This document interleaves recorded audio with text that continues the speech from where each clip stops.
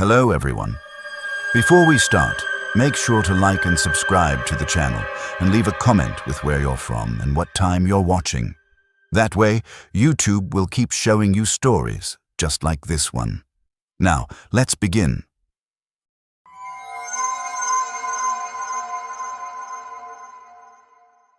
My cousin Cal roped me into this winter camping trip right before Christmas.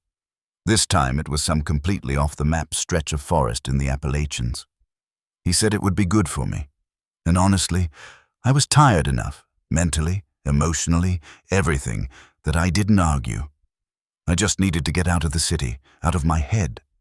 So I said yes.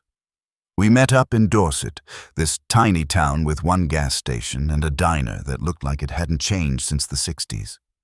Cal had already packed the truck with 2 old military tents, some battered hiking gear, and a crank-powered radio he'd probably picked up at a yard sale.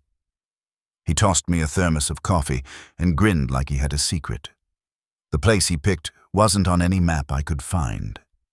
According to Cal, it used to be part of an old coal company's land back in the 40s, then got abandoned after a landslide messed up their operations. He said there were still traces of the old site, maybe a foundation or 2, but mostly just untouched forest. Nobody goes out there, he said, not even hunters. We drove as far as we could up an old fire road that eventually ended at a rusted gate. From there we hiked 5 miles in, the snow getting deeper with each step. There were no markers, no signs. Cal kept checking a crumpled topographic map and muttering to himself, but he looked confident enough that I didn't question it. When we finally reached the clearing, it was late afternoon. The sun was already dipping low, and everything had that bluish tint that comes with cold shadows.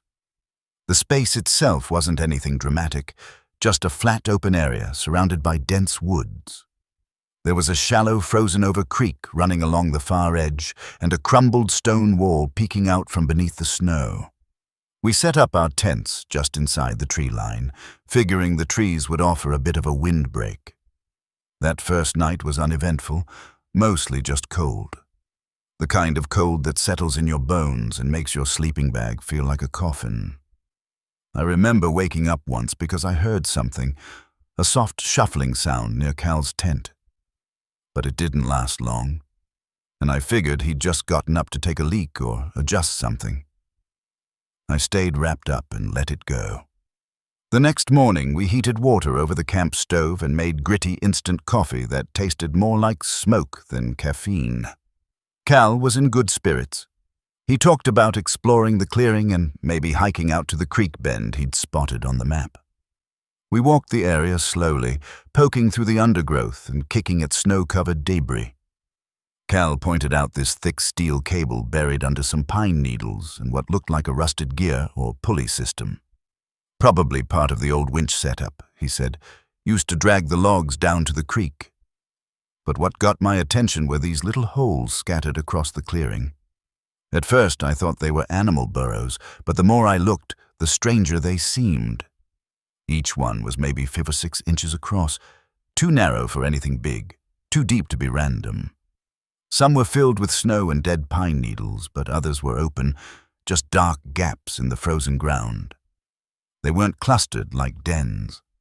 They were spaced out almost evenly, like someone had planted fence posts and then pulled them out. The pattern was too deliberate, too geometric. I crouched down beside one and peered inside.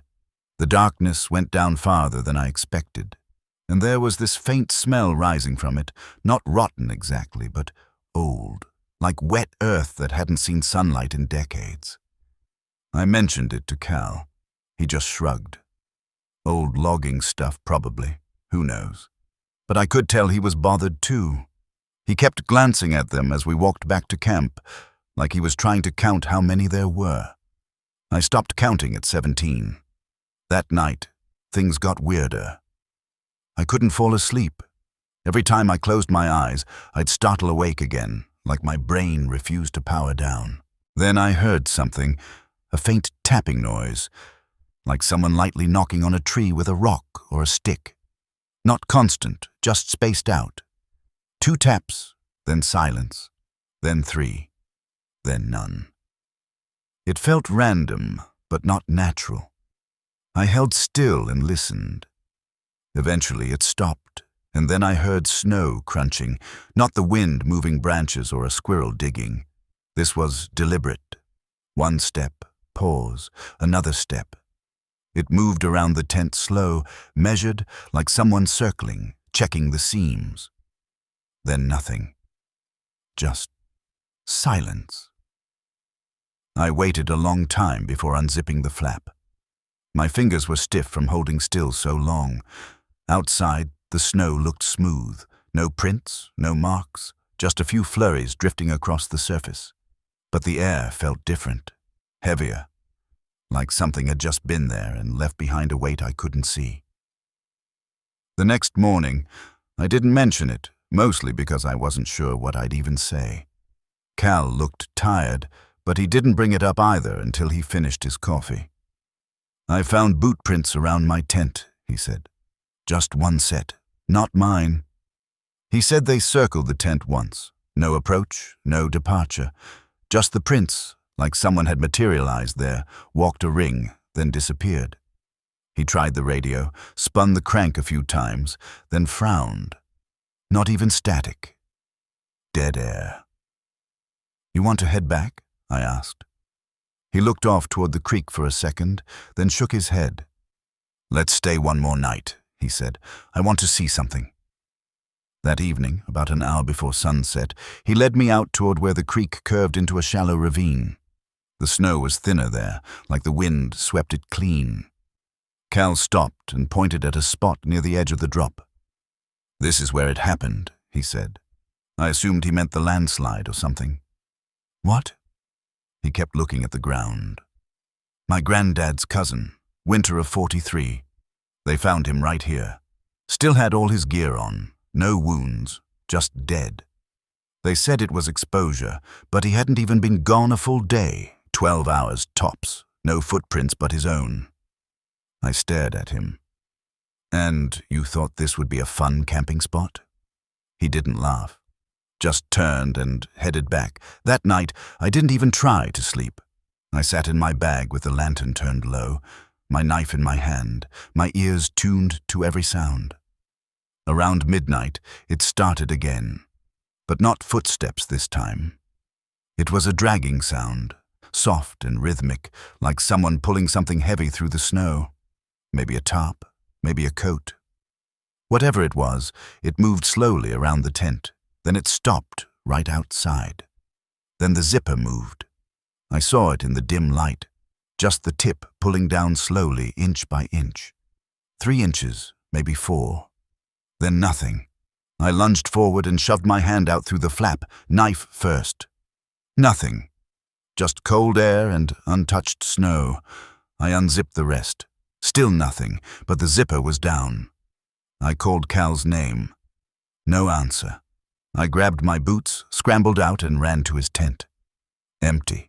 His sleeping bag was there. His pack was still there, but his boots were gone.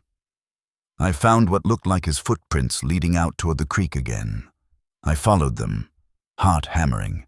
They led right up to the same spot he'd shown me, the edge of the ravine. And then they stopped. No slide marks, no fall marks, no disturbance. Just gone. I shouted for him until my voice was raw. When morning came, I packed everything I could carry, his gear and mine, and hiked back alone. The rescue team didn't find anything, not a single print besides my own, no signs of anyone else, no trace of Cal.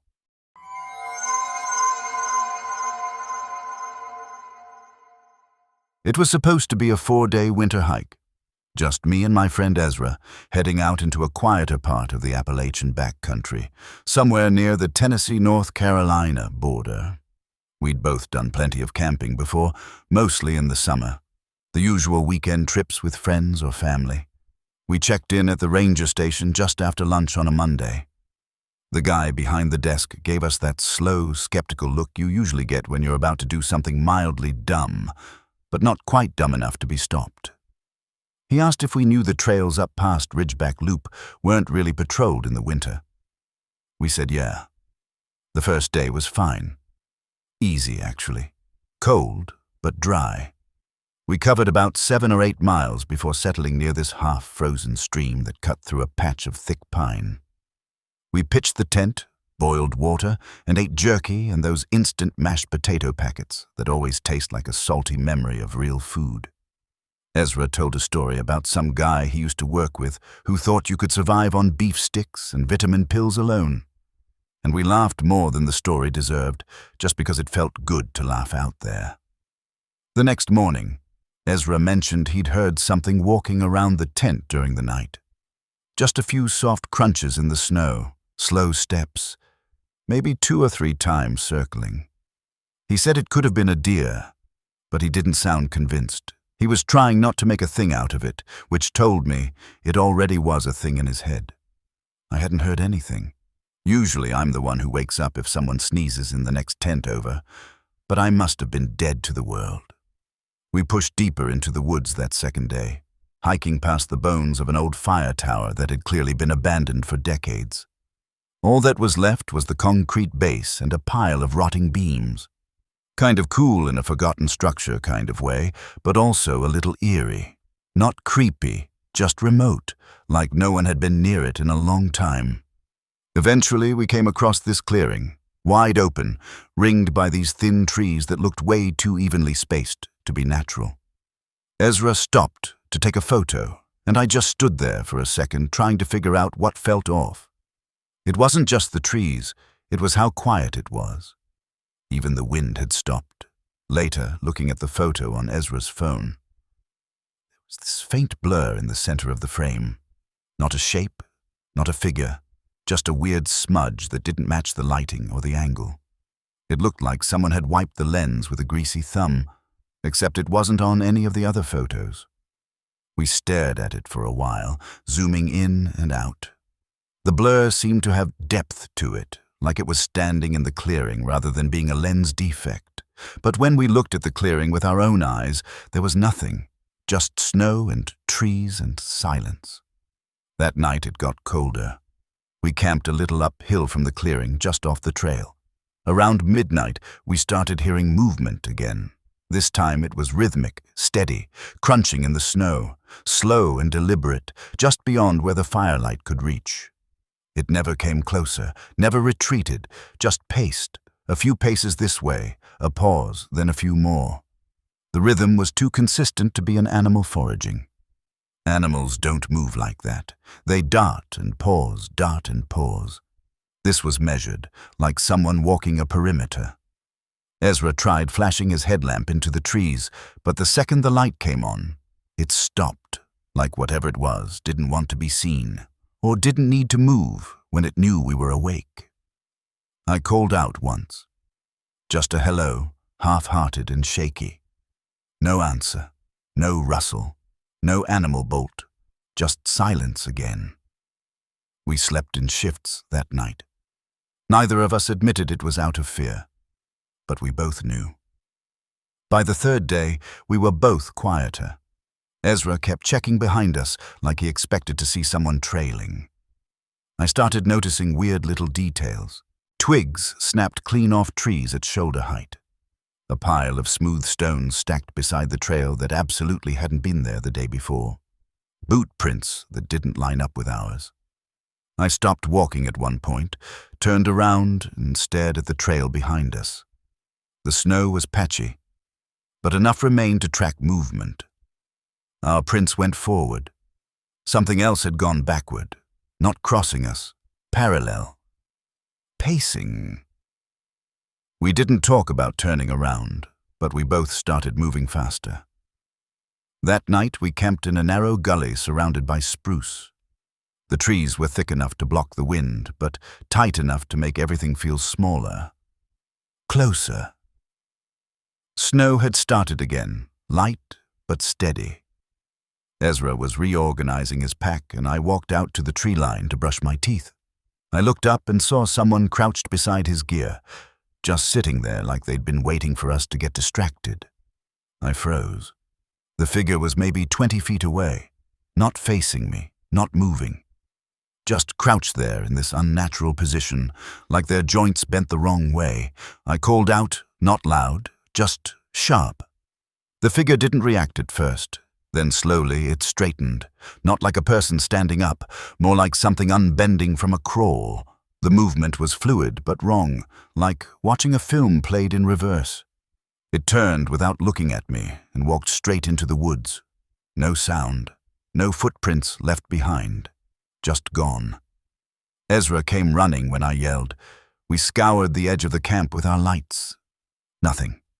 No footprints, no disturbed snow, no sign anything had been there. His pack was untouched, everything in its place. We agreed not to sleep that night.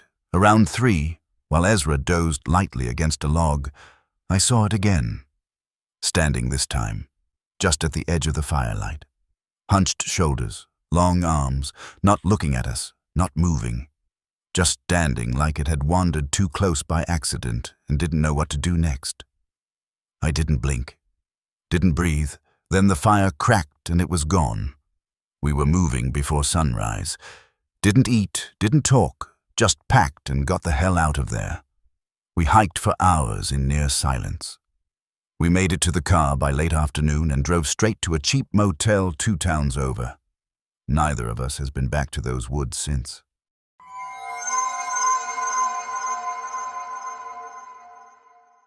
Every winter, I take a solo camping trip. That January, I picked a spot way out in the Appalachian woods, not too far from a place called Ballard Ridge. There was this narrow hollow near a creek that freezes solid by December, shielded on 3 sides by ridges and packed with trees thick enough to give you that feeling of being properly alone. The first night, honestly, was perfect. Bitter cold, but calm. I boiled some snow in a small tin pot, made tea and sat by the fire until the flames got low and my fingers started to stiffen. I crawled into my tent and burrowed deep into my sleeping bag. The silence out there doesn't feel empty. It feels full, like something alive is holding its breath. I love that feeling. It's why I keep coming back, year after year, that sense of being small in something vast and indifferent. The next day I hiked up the eastern ridge to get a better view of the terrain. It was steep enough to make my thighs burn, but when I got to the top, I could see for miles.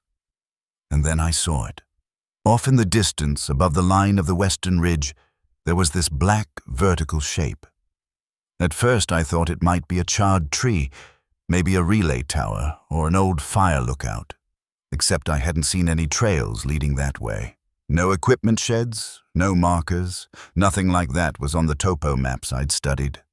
And in that kind of terrain, with how remote it was, it didn't make much sense. Still, I watched it for a bit, half expecting it to sway or shift like a tree would in the wind. But it didn't move, not even slightly. It just stood there, perfectly vertical, perfectly still, like it was rooted deeper than anything natural could be. Eventually, I chalked it up to fatigue. I'd been hiking and setting up camp for hours the day before. My eyes were probably just catching shadows in a weird way. I made my way back down to camp, made some food, and didn't give it too much more thought. That night, I woke up feeling off. Not because of a noise exactly, more like a pressure. It's hard to describe. Imagine the dull hum of an engine running far off, but instead of hearing it, you feel it in your teeth, like your jaws buzzing. That's what it felt like. I stayed still at first, listening. Thought maybe a big animal had wandered close. I've had deer practically brush against my tent in the past. Once had a fox scratch around my pack. But this was different. There was no sound of movement, no wind, just that low internal thrum, like something invisible was vibrating under the ground. I unzipped the tent slowly and poked my head out. Nothing. The trees were still. The snow looked undisturbed. It was dead quiet, but then I looked up toward the ridge again. And that black shape was there. Only this time, it was a lot closer. It was standing at the top of the western ridge, tall and narrow, outlined against the moonlit sky. Same shape, still no visible base, still too thin to be a tree, and definitely too tall to be a person. It didn't move, didn't lean, just stood there like it was watching. Then, without warning, it changed position. It didn't walk or shift. 1 second it was at the top of the ridge, and the next it was 30 or 40 feet lower, perched on a ledge just above a boulder. Still upright, still still. No sound, just suddenly closer. My breath caught. I stared at it, barely blinking, and then it was closer again. Down the slope now, maybe halfway to the creek. That's when something in me snapped. I backed into the tent and zipped it shut, quick and tight, like that thin layer of nylon was going to keep whatever that thing was out. I sat there, gripping the zipper with both hands, every muscle in my body tight. The hum got stronger. It wasn't loud, but it felt like it was inside my skull, like a dead TV screen after the power cuts. That kind of static, but deeper, pulsing, not steady, almost like it was scanning. I remember pressing my fingers into my temples as if that would muffle it. I didn't sleep the rest of the night. Just sat there in the dark, waiting, listening to that hum rise and fall like breathing. When the sun finally started coming up, I unzipped the tent slowly, heart hammering. The ridge was empty. The snow looked untouched. No tracks. Nothing to prove I'd seen anything at all. I didn't bother eating.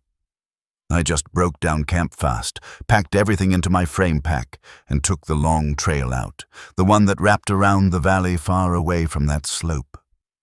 That trip broke the habit. I didn't go camping the next winter, or the winter after that. I told myself I was just taking a break. Deep down, I knew why. Then maybe 3 years later, I got this out-of-the-blue email from a guy named Jared. He ran a hiking and outdoor survival forum I used to post on back when people still used those. He said he remembered a thread I'd written about the hollow near Ballard Ridge and wanted to ask if I'd ever seen something strange out there. I stared at that word for a long time. Totem, like it was something known, something with a name. I replied, asked what he meant. He sent a photo. It was grainy and zoomed in, but I recognized it instantly. Same shape, that same thin black column standing against the sky just above the ridge. He said it hadn't been there when he and his son set up camp, but the next morning it was just there. They couldn't explain it. His son spotted it first and said it gave him a headache just to look at. Jared said the same thing. Every time he stared at it for more than a few seconds, he'd get this awful queasy feeling, like being car sick without moving. I haven't been back since, and I don't plan to.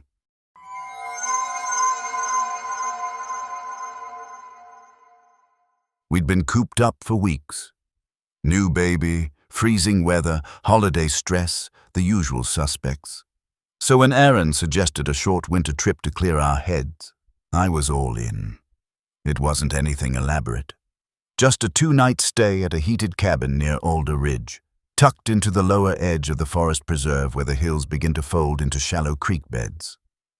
We packed the car like we were going to live there for a month. Layers, snacks, a pack and play, all of Mason's things. We even brought that tiny Bluetooth speaker we always forget we own until it's too late. Jan, Aaron's mom, had done trips like this before and helped keep us grounded. It felt good to have her with us, not just for Mason, but for that weird, calm confidence she always seemed to carry. I checked the forecast obsessively the week before. It was supposed to be cold, but dry. I must have refreshed the radar 15 times the morning we left. I don't know what I was expecting to see change, but I needed to feel like I had some control over something. We weren't going far, just under 3 hours, but with a newborn, even that felt like an expedition. The cabin was nicer than the pictures. 1 main room with a small kitchen, a big stone fireplace, 2 bedrooms, and a little side room Jan claimed for herself. Nothing fancy, but cozy. It was already warm inside when we got there. Someone had preheated the place. I remember thinking how thoughtful that was. Now I wonder who had the keys before us. That first evening was perfect. We made a fire in the pit outside, cooked sausages over it, drank cocoa with whiskey once Mason went down. Jan offered to take the night shift with him, just to give us a break. Aaron and I sat on the porch under a few thick blankets, just talking and listening to the fire pop. I hadn't felt that relaxed in months. The next morning, though, I woke up feeling like I'd been body slammed in my sleep. My throat felt like it had been sandpapered, my joints throbbed, my head was full of static. I figured it was just one of those quick colds that hits when you finally stop moving and your body lets its guard down. Either way, I was useless. I stayed in bed while Aaron and Jan took Mason on a short hike out behind the cabin. There was an old fire road that led to a lookout point. Nothing dangerous, just something to kill time. I must have drifted in and out for a while because the next thing I remember clearly is the sound of footsteps. Not the soft kind. These were deliberate, slow, heavy. I heard each step as it hit the wooden planks of the porch. One after another, like someone was walking with full intent, the kind of steps you make when you're sure of where you're going. They reached the door and stopped. There was a long creak from one of the boards settling under weight, then silence. I waited a second, thinking maybe Aaron forgot something and had come back early. I didn't hear the door open, though. No sound of the knob turning or someone calling inside. Just that weird, still silence. So I got up and opened it. Nothing. The porch was empty. There were no footprints in the fresh layer of snow. It had only dusted lightly that morning, just enough to leave a trace if someone had walked through, but the surface was completely smooth. I stepped out and looked around. No movement, no animals, no breeze. Everything was just still. It didn't make any sense. And then maybe 20 seconds later, Aaron and Jan came around the bend from the trail, Mason bundled in Aaron's arms, both of them laughing about something, all three of them together. I just stood there, door half open, trying to make sense of what I'd just heard. I told Aaron later when we were inside. She didn't laugh, but she definitely gave me a look, the kind that says, okay, sure, but also, maybe not. Then she suggested maybe I'd been dreaming, feverish, half asleep. Maybe I imagined it. I didn't push it. That night, though, things got stranger. The temperature dropped sharply after sunset and the wind kicked up enough to rattle one of the shutters.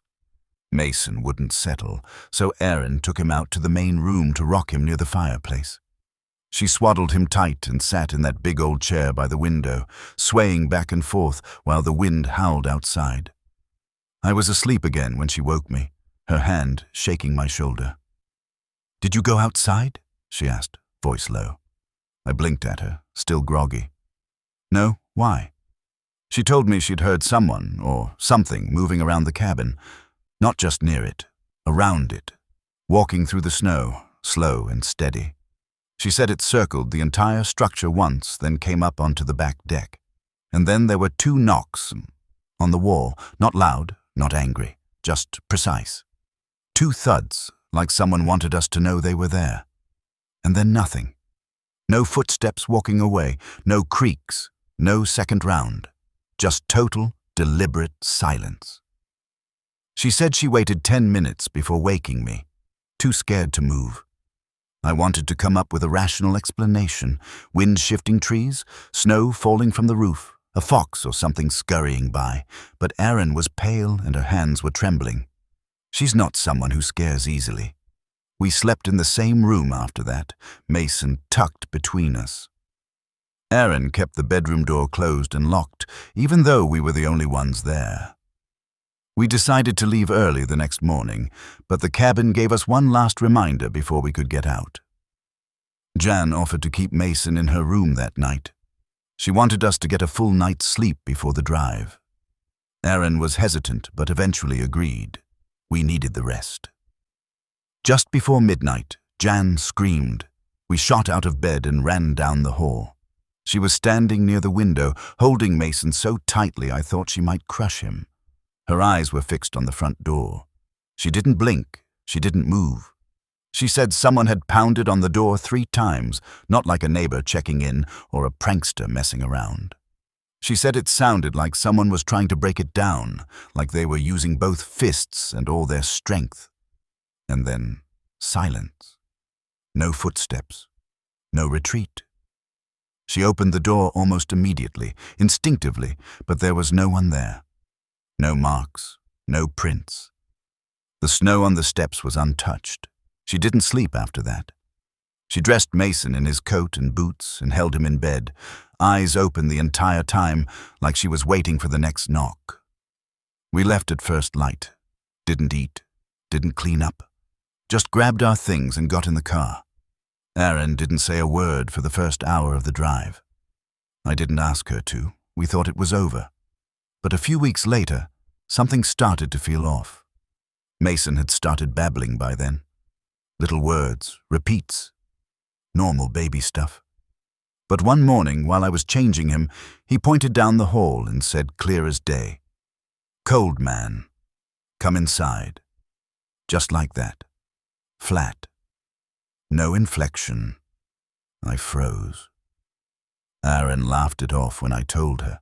Said maybe he picked it up from a cartoon or something, but he said it again that night, and the next night, always at night, always while pointing toward the door. "Cold man, come inside." By the third time, Erin wasn't laughing anymore. The final straw came over dinner. About a month after we got back, we were eating spaghetti, just the 3 of us, and Mason started talking about playing with his other grandpa. Erin smiled and asked if he meant her dad, who lived a few hours away. Mason shook his head. No, the one with snow eyes. He was hiding. He said it like he was remembering something. We didn't finish the meal. We turned off the lights early that night, sat in the living room in silence for a long time while Mason slept. We canceled our spring trip, sold the camping gear, the snow clothes. Erin didn't want anything that reminded her of that weekend. Jan doesn't talk about it either.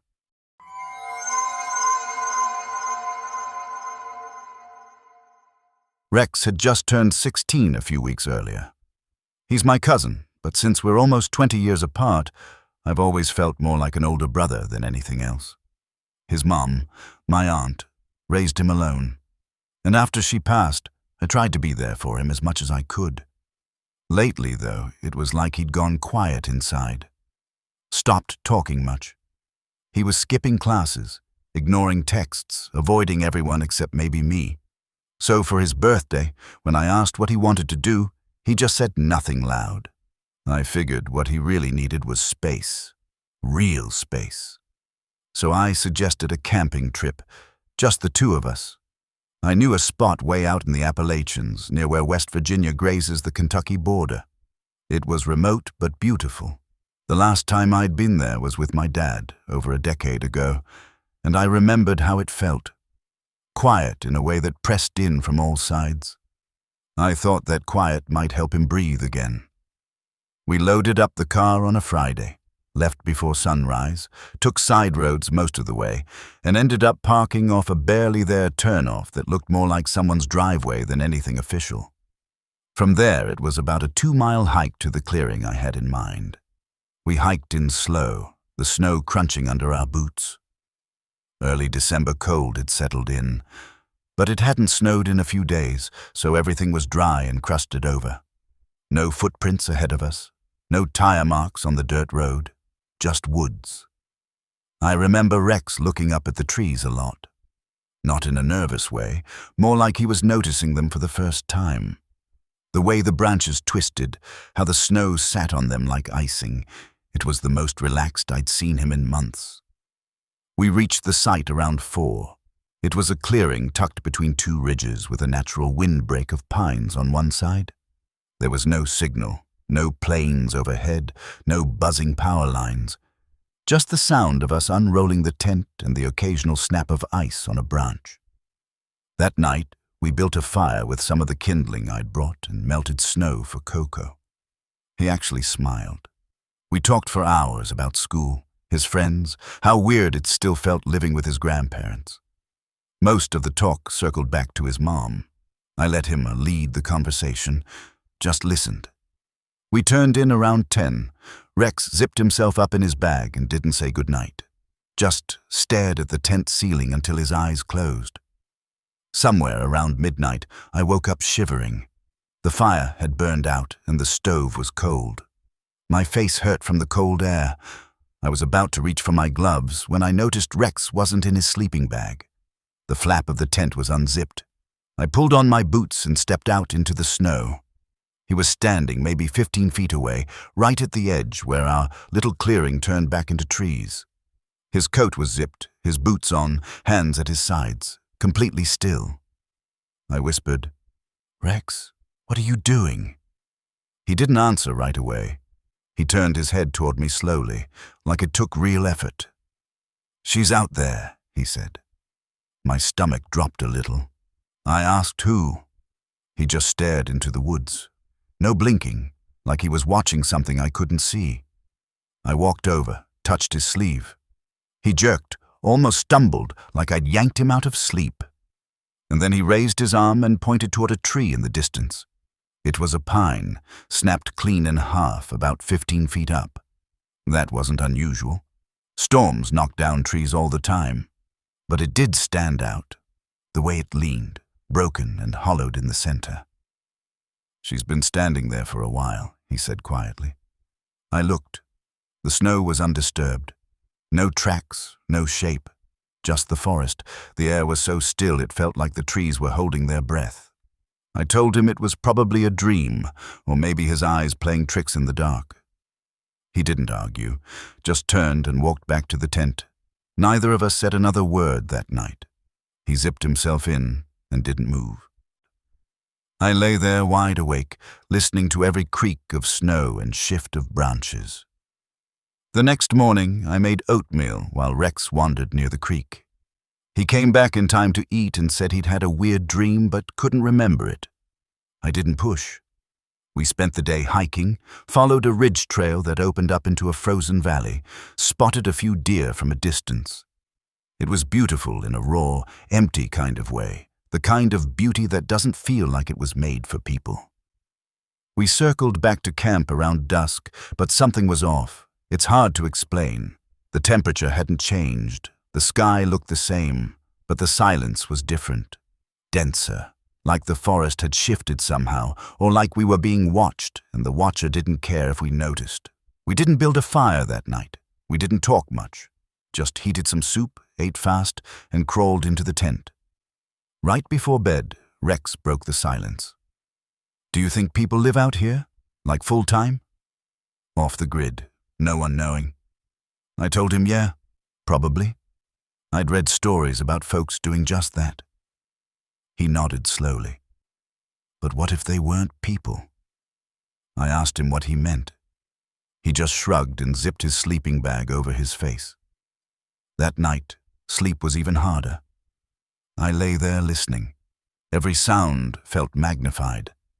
At some point, I started counting the seconds between the creaks of ice outside just to keep my mind from wandering. Sometime after 2, Rex whispered my name.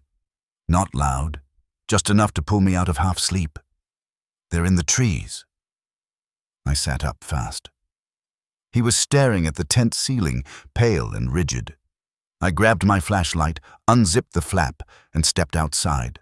The cold hit hard. My fingers went numb almost instantly, but what stopped me wasn't the cold. It was what I saw. 3 figures, maybe 20 yards out, spaced perfectly apart. Not moving. No flashlights, no visible gear, no sound. Just there. At first I thought maybe they were trees. Shapes can play tricks on you in the dark, but then I realized they were standing on the snow, not behind it. I called out, "Hello? Do you need something?" Nothing. Rex appeared beside me, just a few steps back. His voice cracked when he said, "Don't talk to them." I turned to him. "What are they?" He shook his head, eyes wide. "They were closer last time. That chilled me more than the cold ever could." We backed toward the tent, slow, trying not to make noise. That's when the movement started. Not from the figures, but around us, a crunching in the snow, fast and wide, circling like something was running through the trees around our camp. We didn't wait. I grabbed Rex's arm, yanked the emergency bag, and we took off. No time to pack, just ran toward the creek, hoping to loop around and find the road. The forest didn't cooperate. The trail was wrong. The creek bent the opposite way. Landmarks I knew from childhood were gone or in the wrong place. We passed the same pile of stones twice. My compass needle spun like a kid's toy. Rex kept whispering to himself. "She's here. She doesn't want us to leave." I asked him who she was. He wouldn't answer. We kept moving, slower now, exhausted, teeth chattering. At one point I saw boot prints ahead. Ours. But deeper now, like someone had stepped in them harder, pressing the same shape into the snow. I stopped, turned. Nothing. Rex whispered, "She's standing behind us." I didn't look. I grabbed his arm and kept walking. Just before dawn, we found the service road. It was farther north than I'd expected.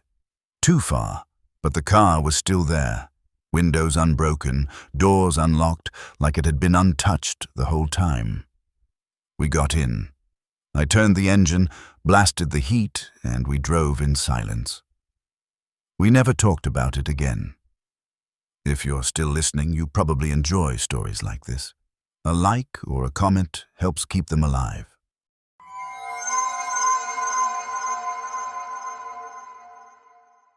A week before Christmas, my girlfriend ended things. After she left, the apartment felt weird. Empty in a way that made every sound louder. So when my cousin Garrett texted me out of nowhere asking if I wanted to go winter camping, I said yes before he even finished explaining. I didn't care where or how cold it would be. I just didn't want to sit in that dead space another night. He picked a spot he'd been eyeing in the Appalachian Highlands, somewhere along the Kentucky-Virginia line.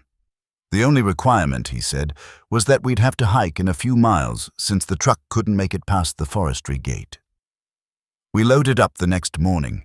Garrett brought most of the gear. We parked at the gate where the gravel forked away from the county road. There were no other cars, no footprints in the snow. We hiked in maybe 3 miles, following a barely visible logging path. It felt like we were walking into a preserved bubble. Quiet, undisturbed, with only the soft crunch of our boots breaking the stillness. The snow was about 6 inches deep.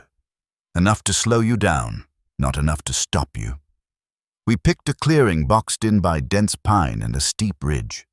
Just enough space for 2 tents and a fire ring. Garrett said it used to be a staging area for loggers. He could still see the faint rectangular footprint of an old tool shed in the snow. The first night wasn't bad. Cold, definitely, but manageable. The fire kept things warm until we turned in. I lay in my tent staring at the nylon above me, listening to the fire crackle and pop until I finally dozed off. Then, around 1 in the morning, I woke up needing to pee. I pulled on my boots, unzipped the tent, and stepped out. The fire was almost out, just a soft red glow in the ash. The trees were black outlines against a faint sky. And maybe 30 feet off, standing between 2 trunks, was something tall and narrow. At first, I assumed it was a deer. That made the most sense. It wasn't moving. Its head was tilted low, almost sunken into its chest, like it was listening to the ground. I squinted, trying to make out the shape better. I shuffled my boots in the snow, half expecting it to bolt. It didn't. No reaction at all. I clicked my flashlight on and swung the beam toward it, but all I saw were bare branches and a patch of snow where nothing moved. I didn't stay out there long. I finished up, backed into my tent, and zipped it shut all the way to the top. Next morning, over coffee and powdered eggs, I told Garrett. He grinned and said the dark messes with your eyes. The cold, too, he added, chewing. It's like visual static. Your brain fills in what it thinks should be there. Maybe. I didn't press it. After breakfast, we hiked up a ridge behind the camp to get a better view. The climb wasn't easy. The slope was slick and scattered with loose rock. At the top we found the remnants of a chimney, stone and moss-covered, maybe 4 feet tall. No cabin left, just the fireplace. It looked like it had been untouched for decades.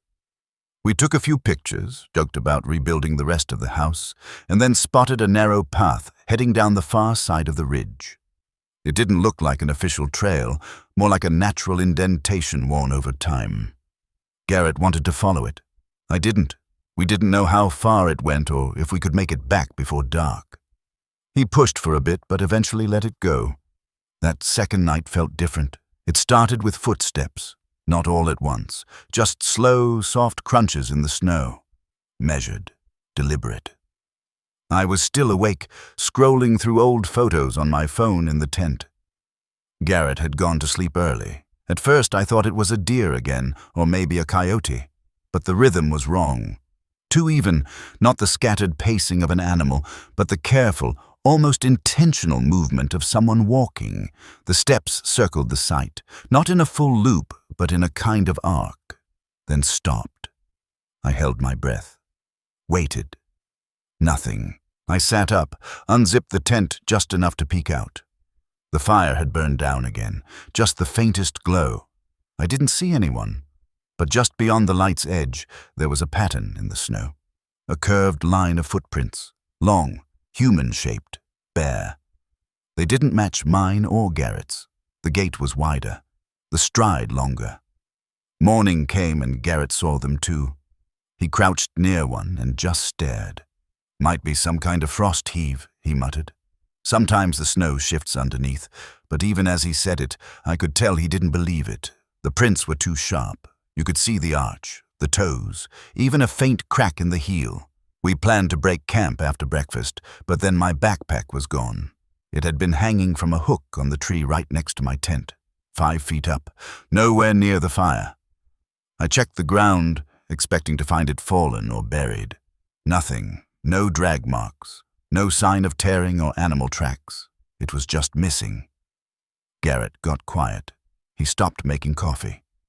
We checked the area together, said almost nothing while we moved. I told him I'd carry whatever I could and we'd just head out. As we packed, Garrett reached into his sleeping bag to fold it and stopped. He was holding something. A bundle of twigs tied together with red thread. Small, like the size of a clenched fist. It smelled like old bark and something faintly metallic. It had been tucked deep inside the sleeping bag, right where his chest would have been.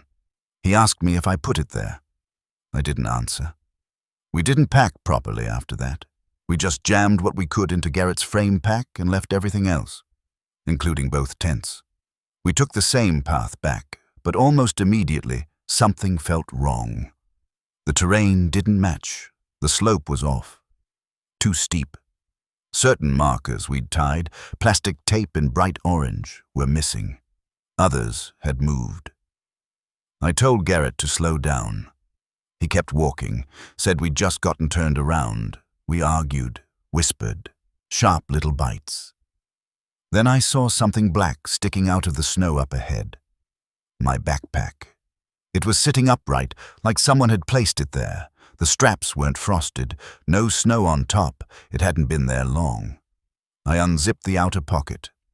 Everything else was untouched, but that front section was stuffed with moss, wet gray-green moss, and clumps of hair. Human, from the look of it. Dark. We didn't speak after that. We just kept walking. 2 hours later, we reached the truck. It was still there, exactly where we'd left it. The snow was falling harder. Visibility was dropping fast. We didn't talk the whole ride back. Garrett dropped me at my place, barely saying anything. I haven't heard from him since.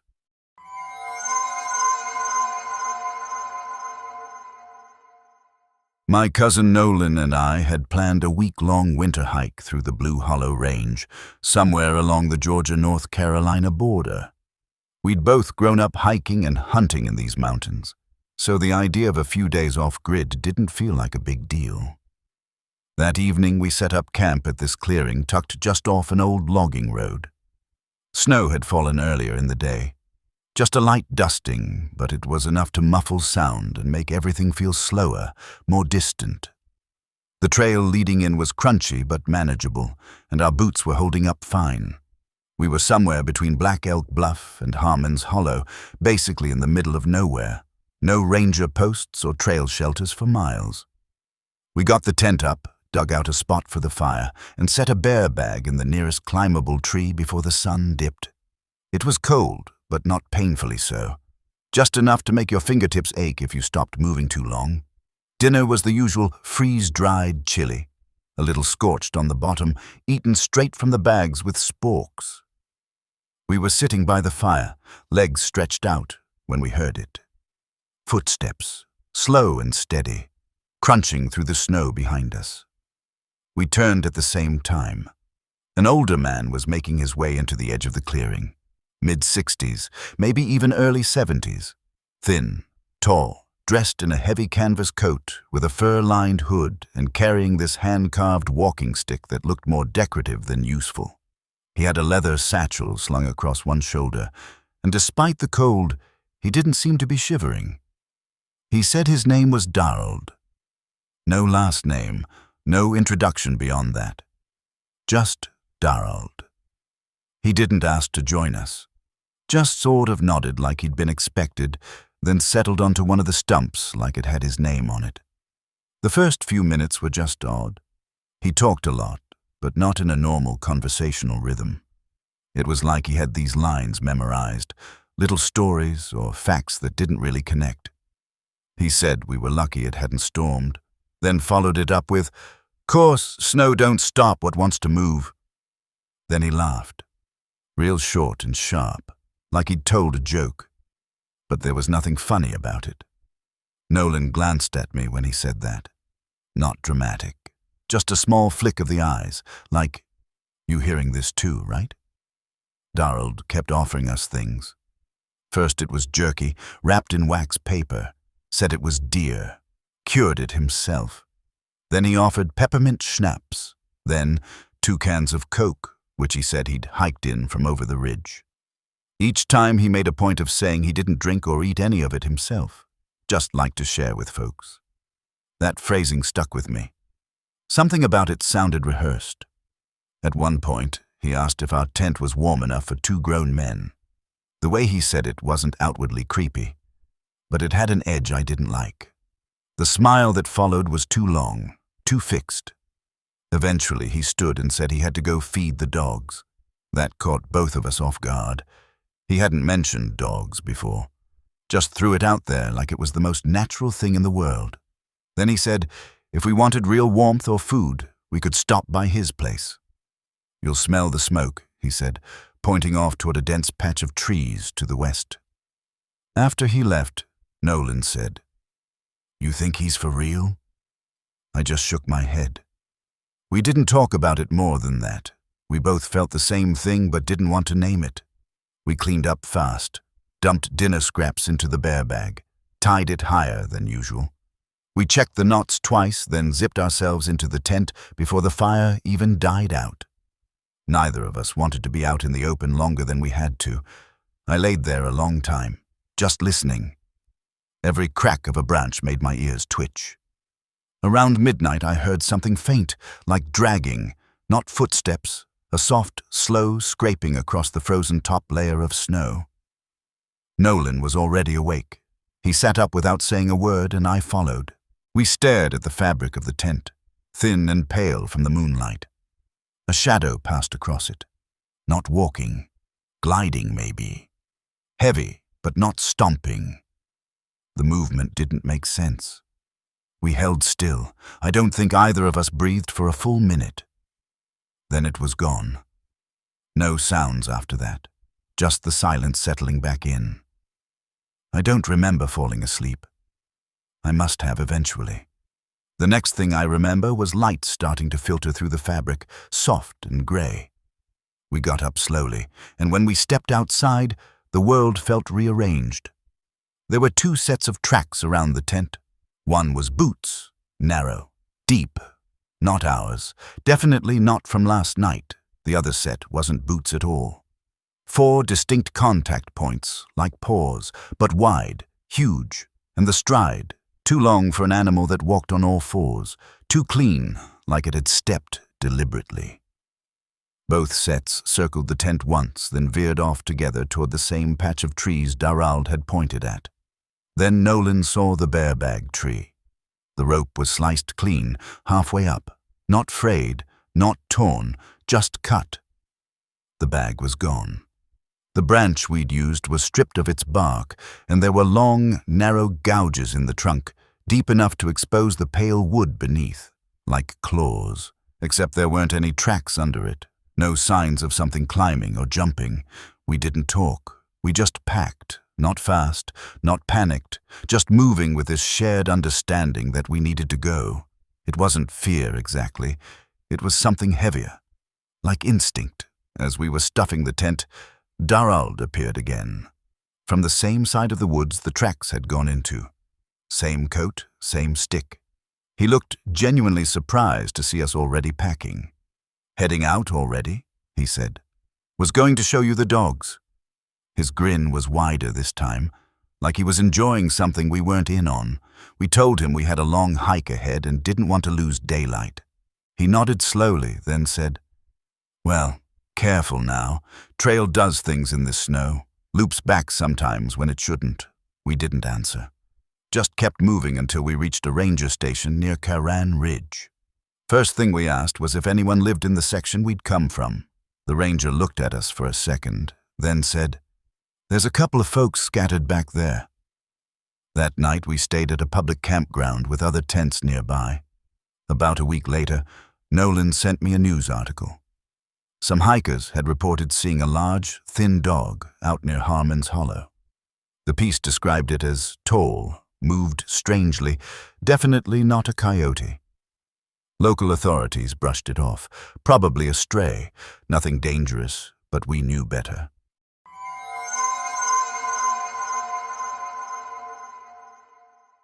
I was 32 when I decided to do a solo. Winter camping trip up near Lake Ely, deep in the high woods, well beyond the trails anyone actually uses. I grew up hiking all over that region. Bits of the Highland Trail, the ridgelines west of Mill Creek, but this time I wanted something different. I'd done a couple of solo hikes before, but never this deep in winter. I'd been itching for the solitude, though, and I had the gear.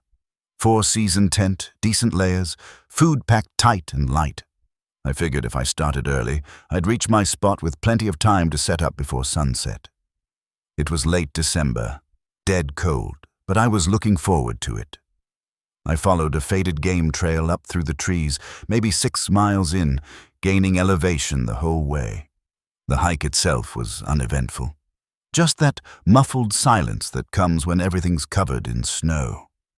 No wind yet, pines drooping under frost, that kind of landscape that makes you feel like you're walking through something untouched. I found a decent ridge, not too exposed, not too low, and set up camp just off a frozen stream bed. There was enough deadfall nearby to build a decent fire, and the slope behind me blocked most of the wind. Honestly, it felt perfect. I got the tent up, lit the fire, and made some hot lentils in the little alcohol stove I carry. Nothing fancy, but it hit right in that cold. After eating, I just sat there by the fire for a while, watching the last light drain out of the trees. My breath came out in thick clouds. Everything was still. That kind of stillness that makes you aware of your own heartbeat. Not a single branch moved. I couldn't even hear birds. It was peaceful. But after a while, it started to feel too quiet. I climbed into my sleeping bag early, figuring I'd get up before sunrise and do some exploring. I remember lying there, staring at the roof of the tent, waiting for sleep. No rustling, no wind, just total silence. I don't think I've ever experienced that level of stillness in the woods. It started to make me uneasy, like I was waiting for something to break it. I drifted in and out. Woke up around 1 to total dark. The fire was out. No sound at all. I thought about getting up to stoke it, but stayed in the bag instead, just listening. Every now and then I thought I heard something distant. A clink, maybe, like metal tapping metal. It wasn't loud. could have been in my head. Next morning, I went about things like normal. Got the stove going, made coffee, stretched out the soreness. It was colder than the day before, easily below 10. I decided to head out and scout the area a bit, see what was around the ridge. About a quarter-mile west, I found something I didn't expect. At first, I thought it was just fallen timber, half covered in snow, sagging under moss. But then I noticed how the logs were arranged. Not random. They formed a triangle, leaning together like a makeshift roof. Not high enough to stand under, but clearly man-made. An old shelter, maybe, or a trapper's blind. It was nearly invisible unless you were standing right on top of it. The wood was black from age, warped and half-rotted. A few rusted nails stuck out at weird angles, the kind you don't see much anymore. Inside there was what looked like a broken platform, maybe an old bunk or shelf, but it had mostly collapsed. I stepped closer and immediately felt something strange. The ground beneath it was uneven. Not like the slope had eroded, but like something underneath had pushed it up. It looked warped in this unnatural way, like the earth had been disturbed and settled wrong. The snow in that area was thinner too, and the air felt different. Not warmer exactly, but less sharp, less dry. I stood there a few minutes, just staring at the thing, trying to decide whether to take a closer look. I took out my phone to grab a picture, but the screen didn't respond. It turned on, showed the lock screen, then immediately went black. Wouldn't power up again. I took out the spare battery and swapped it in. Same thing. It felt like a sign. I didn't touch the structure. I just turned and walked back to camp, telling myself it was probably nothing. Just an old hunting spot someone built decades ago and forgot about. Still, I couldn't shake the feeling that it didn't belong. That night I couldn't sleep. I lay in my bag, listening to the wind pick up and die off again. The silence would come back in these strange waves, like something turning a volume knob up and down over and over. At one point I heard the metallic tapping again, louder this time, definitely real. 2 sharp clicks, then nothing. A few minutes later it came again. Then I heard breathing. It was right outside the tent wall. Slow, drawn-out inhales, wet, uneven exhales. Not an animal, not someone walking by, just breathing. I sat there holding my breath, trying to listen past the sound of my own heart thudding in my ears. After maybe 30 seconds, I unzipped the flap an inch and peeked out. Nothing. No footprints in the snow. No motion. Just a cold, dead stillness. Around 4, I gave up trying to sleep. I put on my boots and sat by the remains of the fire, watching the coals crack under a thin glaze of frost. I was shivering, but it wasn't just from the cold. I kept glancing into the woods, half expecting something to move. And then something did. Off to the west, near where I'd seen that old shelter, a patch of steam was rising above the tree line, like someone had lit a fire or like something warm was radiating through the snow. It didn't make sense. Nothing should have been that warm out here. I grabbed my headlamp and walked toward it. The closer I got, the more I felt it, the air shifting, the cold just fading. When I reached the edge of the clearing, I realized I wasn't even shivering anymore. My breath didn't fog. The snow was gone from the ground in a 10-foot ring around the structure, and the soil was wet. Steam curled up in little whirls. I crouched down, heart pounding. I don't know what I was expecting to find, but part of me still thought, somehow stupidly, that this was natural, that maybe there was a spring under the earth or something. Then I heard it. A voice. It came from inside the structure. Low and weirdly calm. "Hey man, come check this out." I froze. It sounded like me. Not exactly, but close enough to make my skin crawl, like someone had heard me talk and was doing a bad impression, mimicking the tone but not the rhythm. The words came out flat, delayed by a half-second, like they were trying to catch up with themselves. Then again, closer this time. "Hey man, come check this out." Same words, same voice, but wrong. I stood up slowly, turned to leave, and just before I moved, I caught a flash of movement behind the structure. Pale, low to the ground.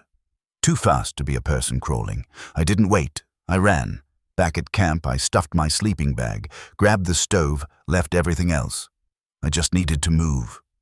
I started hiking out before sunrise, following the same path I'd come in on. For a while, I didn't hear anything, just my own footsteps and the occasional snap of ice underfoot.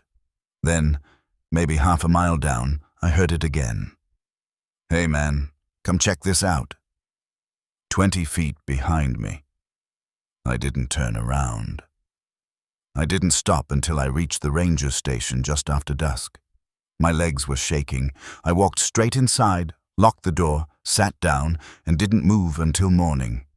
And now, when winter hits hard and the nights get quiet, I imagine that voice outside. "Hey man, come check this out."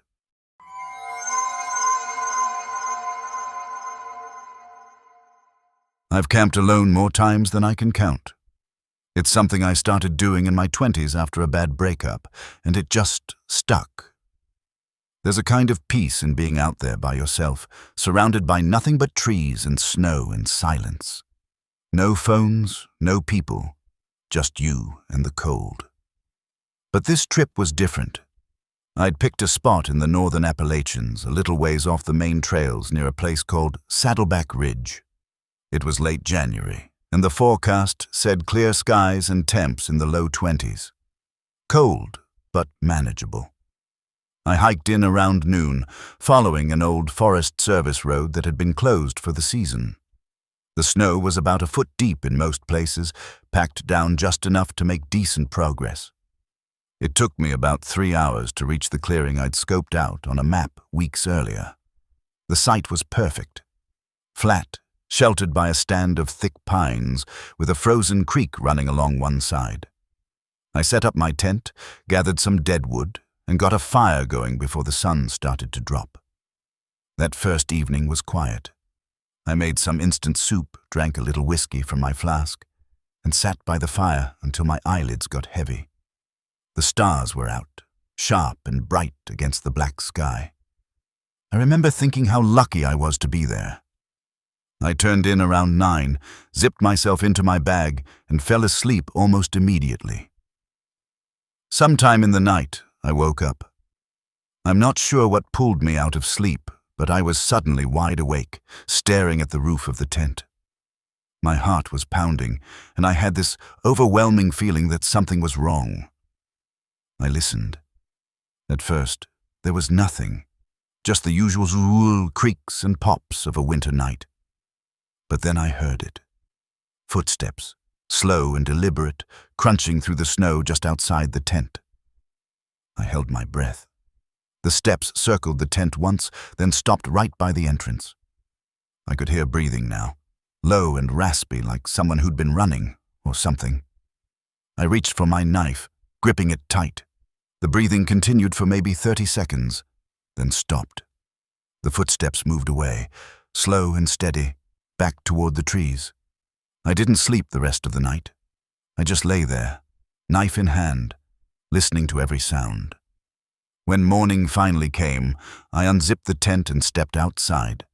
The fire had burned down to ash. The sky was gray and overcast, threatening more snow, and all around the tent were footprints. Human-shaped, but bigger than mine. Much bigger. The stride was impossibly long, like whoever made them had been walking on stilts. They circled the tent 3 times, then led off into the trees. I should have packed up and left right then, but something pulled me to follow them. Maybe curiosity, maybe stupidity, I don't know. I grabbed my pack and started tracking the prints.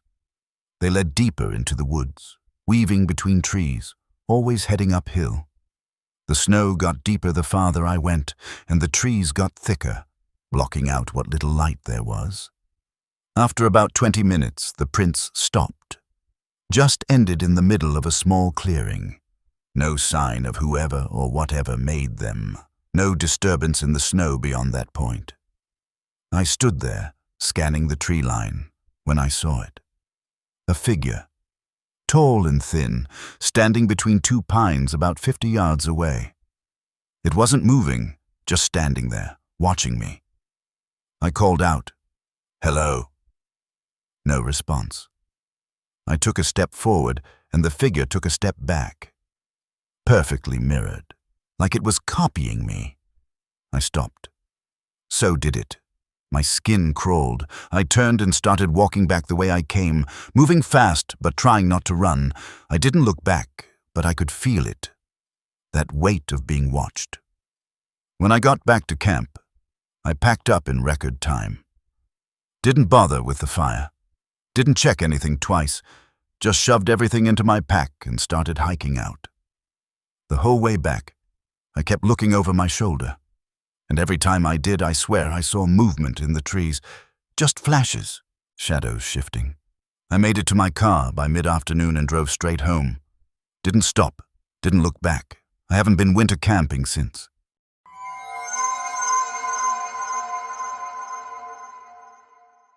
Last winter, my buddy Marcus and I decided to do a quick overnight trip in the Appalachians, somewhere near a place called Deadman's Hollow. The name should have been a warning, but we figured it was just one of those old local legends, nothing real. We hiked in late afternoon, following a narrow trail that wound through dense forest. The snow was fresh, about 6 inches, and the air was sharp and cold.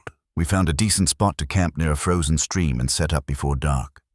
That night, we built a fire and cooked some hot dogs, joking about how the place probably got its name from some guy who tripped and fell 100 years ago. We weren't worried.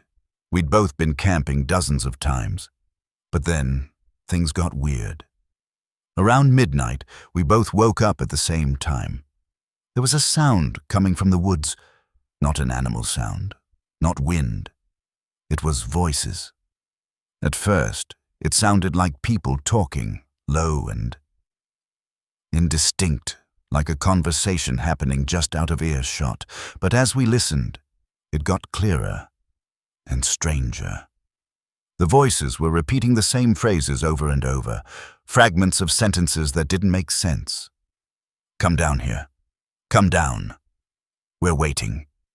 Marcus grabbed his flashlight and shone it into the trees. Nothing. The voices stopped immediately.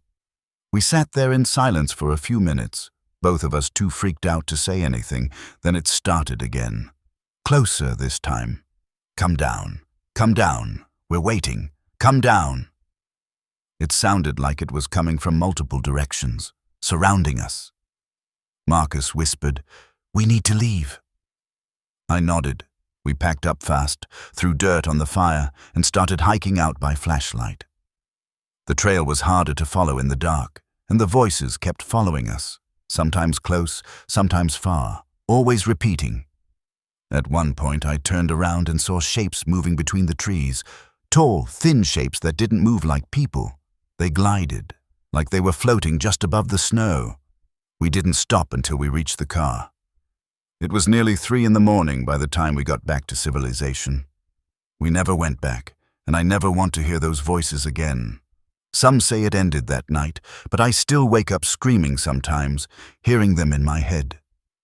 Come down, we're waiting. Thanks for listening. If you made it through the darkness, you're braver than most.